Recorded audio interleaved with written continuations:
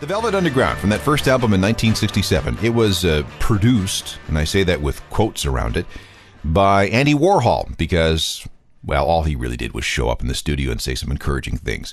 The Velvets were sort of his pets. They were the house band at his place in New York called The Factory, which was a hangout for all kinds of freaky people.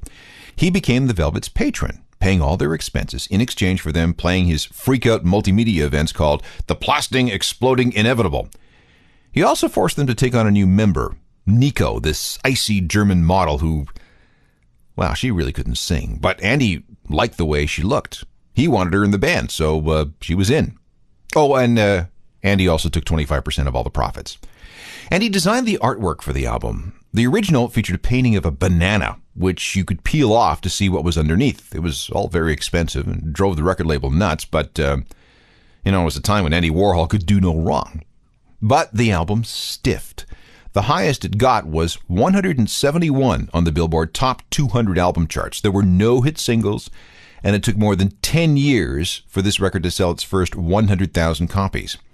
However, there is a saying that goes that everybody who bought the first Velvet Underground album formed a band, and there's a lot of truth to that statement.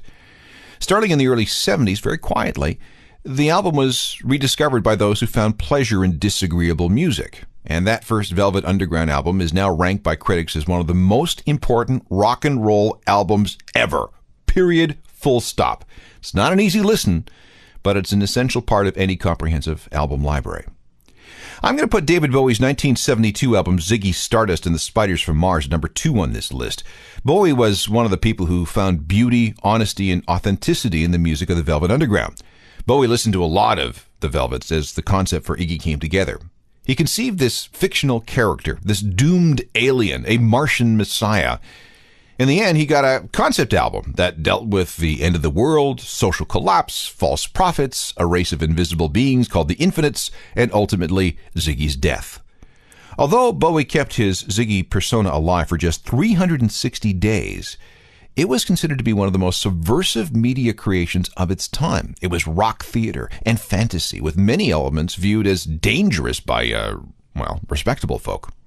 By assuming this persona, Bowie could be as weird as he wanted to be, and that included dropping hints that Ziggy, or maybe Bowie himself, we're not sure, was gay. Now, to admit something like this was poison, because homosexuality had been a crime in England and Wales until 1967. In fact, when this album came out in 1972, being gay was still a crime in Scotland and Northern Ireland.